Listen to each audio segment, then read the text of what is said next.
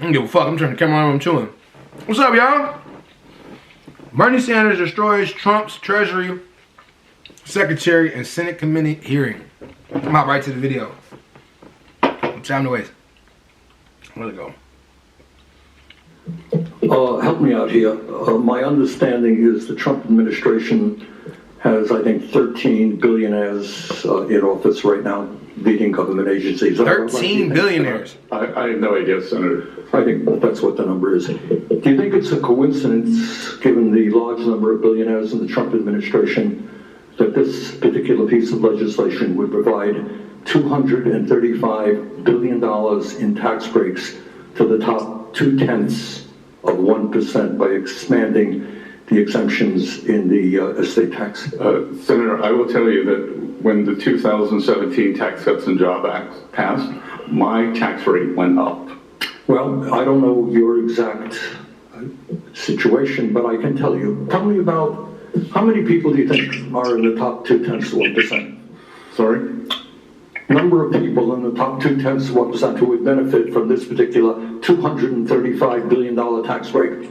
Well, the top, I know the top 10% is now paying 7%. That's not the question. My question is, why do you think at a time of unprecedented income and wealth inequality, when people like yourself economically have never ever had it so good, why do you think it's a good idea to cut Medicaid for low-income and working-class people by $700 billion to get $235 billion in tax breaks to the very, very, very richest people in this country, perhaps a few hundred families?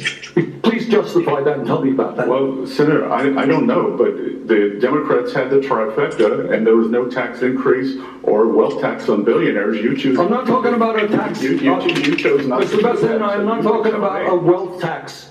Explain. A few hundred of the wealthiest families in this country, $235 billion tax break. Damn. Explain to the American people why you think that's a great idea. I think that this will increase small businesses substantially. That most small businesses, they are... Has zero to do with, come on, you're smarter than that. This is the top 0.2%. This is not a mom and pop store. These are multi-billionaires, and the savings go to their kids after they pass away. This is nothing more than a gift to billionaires in this country. Well, sir, that's just not correct, because the top 10% pay a bigger share of taxes after TC. I'm talking about one provision in this. I don't want to argue with you about taxes in general. One provision, few hundred families, $235 billion in tax breaks.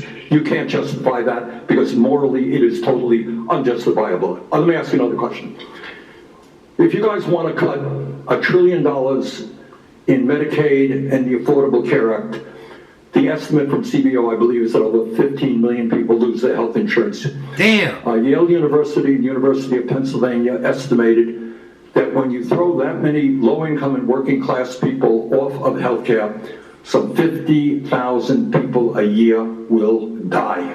Go to the website you Damn, want. that was getting good. Might be boring to you, though, but...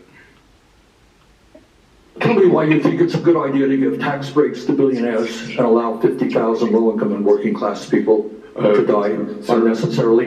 Senator, first of all, that's overstated by 5.1 million.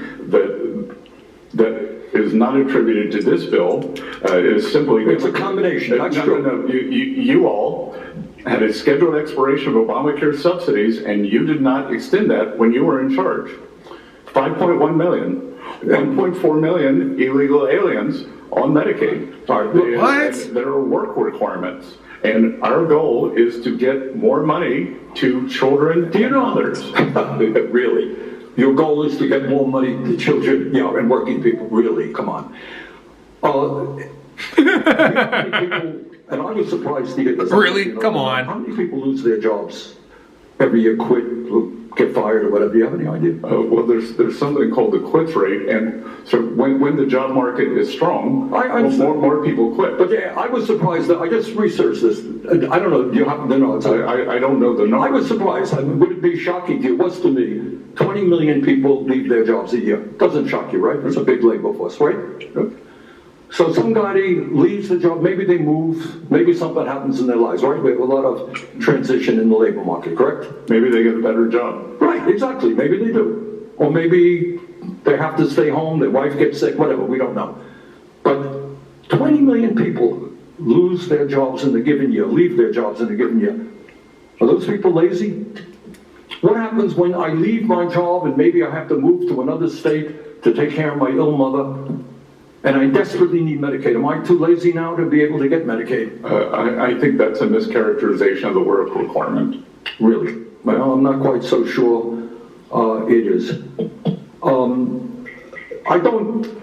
Okay, well, thank you very much, Mr. Chairman. I want to ask about He didn't know what to say at the end of that shit. He said, "Oh, thank you very much. Just fuck it, man. This dude is really like, he's kind of on his toes. Dude's kind of on his toes a little bit. He was ready for the questions, but in some kind. Let me see what Elizabeth Warren said. I'm kind of curious. Republican big, beautiful bill, which will knock about 16 million people off their health care coverage and cut programs that keep groceries cheaper for millions of families in order to try to pay for about $4 trillion in tax giveaways that are mostly going to be sucked up by millionaires, billionaires, and wealthy corporations. So, Mr. Vesson, Secretary Vesson, I'd like to start with a very simple question. Will this bill increase or decrease the deficit? Increase. They're varying scoring on that. So, you're the Secretary of the Treasury, so I'm asking you, what is your view? Will this bill increase or decrease the deficit? It is my view that over the 10-year window, it will decrease. You know, do you have anybody who agrees with you on this? Yes, ma'am. Let me ask my question. Okay. Every credible independent expert agrees that Trump and the Republicans' big, beautiful bill would add trillions of dollars to the national debt and would not even come close to paying for itself.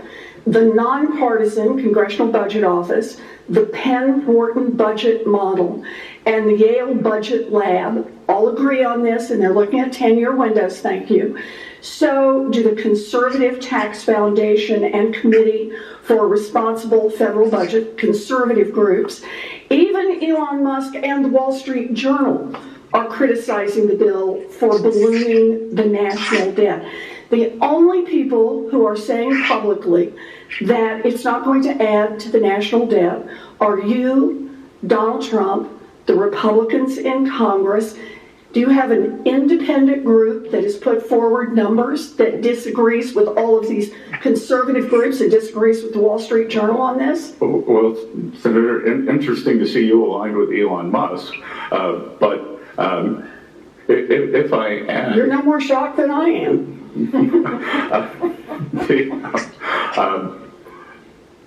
If we want to take the full congressional budget scoring, they predict, and I don't agree with their methodology, they predict a $2.4 trillion deficit. But okay, so the answer to the question is yes. No, but may I finish? They include that they've also scored $2.8 trillion in tariff income. So even in Washington D.C. math, okay, so in Washington D.C. math, that is a $400 billion surplus. Okay, so let me make sure I understand. This bill, you admit, will increase the deficit by $2.4 trillion, but you think there will be another bill and another set of agreements that somehow materialize, haven't materialized so far, don't have any statutory authority, but that will make up the difference. So the answer to the original question, will this bill increase or decrease the deficit? I think you just said it will increase. This bill increases the deficit. No, I want to use all the CBO scoring, and you can't take one without the other. I don't agree with the CBO. One is the law that we are scoring, the bill that is in front of us. We don't have a tariff bill in front of us to score. Mr. Secretary, let me go on to the second question. You have said that government spending is, quote, out of control. You have also called government spending, quote, unsustainable. In fact, in the name of fiscal responsibility. You're working with the Republicans on this big, beautiful bill to pass the biggest cuts to Medicaid and the Affordable Care Act in American history. So, Mr. Secretary, help me understand here. Why is the national debt so very important that you're trying to kick 16 million people off their health insurance, but increasing the national debt doesn't seem to matter if you're cutting taxes for billionaires and billionaire corporations? Damn, good question. Well, first of all, a huge portion of this goes to family-owned businesses that are pass-through entities that are below that level, Senator. And I'm sure you share my goals of Main Street prosperity. You know, I'm glad to do tax cuts for people of modest means. The question I'm asking is, why does the deficit not matter to you? We're talking about knocking 16 million people off their health care, but it matters not. It does matter to you if we're knocking people off their health care, but not. Well, first of all, that figure is overstated by 5.1 million. That is amount not attributable to provisions in this bill. So you think it's okay just to knock 10 million people off their health care? First of all, let's set that straight. Work requirements account for 8 million of CBO's claim number. Again, we're creating an economy that promotes and rewards. Secretary Bessel, that you don't want to answer the question. No, Senator, I am answering it. No, you're not. And what I want is for Medicaid to be used for mothers and children as it was meant, not for 1.4 million illegal aliens, not for able-bodied people. Medicaid is not used for people who are not documented. Mr. Chairman, I just... Y'all, okay, look, I was going to let it just go on. But there was so much shit I want y'all to catch in what he fucking said. He said $1.4 million will go to illegal immigrants. And he literally just said he doesn't want Medicaid to go to able-bodied people. Think about that shit. Just think about that shit, right? I know what the fuck you conservatives are going to argue. You're going to say like, oh, well, able-bodied people should be able to go get a job. They should be able to cover that. Right. But the fucking minimum wage ain't been raised in 30 years. So most companies can't even afford to pay for that shit. So why wouldn't we have to be fair, like if you're working at McDonald's probably couldn't afford, no, they can't. They can't afford to give their workers, if they're owned by the franchise, they can't afford to give their workers Medicaid, or no, healthcare. So how they get it is through Medicaid. They would get through Medicaid if they can't afford it, if they're not making enough. You're not going to increase the national, if you're not going to increase, fuck, I forgot what it's called. But if you're not going to increase that $7 an hour to $15 an hour, $20 an hour, a livable wage, with the minimum wage, is what it is. If you're not going to increase the minimum fucking wage, why wouldn't you have a system where people can go get health care too? Like, why wouldn't you have that? Like, able-bodied people is crazy for him to say out loud. He basically saying nobody should have it if you just don't have enough money to cover it. That's crazy. That's crazy. The second crazy thing, right?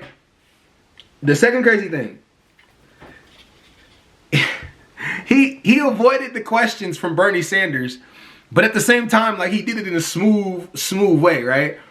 Bernie asked him. Never mind. Hold on. Let's just keep going. I don't want to do that. Like, let's finish it because it's almost done anyway. Say here, the part that troubles me the most is that the secretary is deeply worried about the deficit and is willing to knock 16 million, or as he says, merely 11 million people off their health care.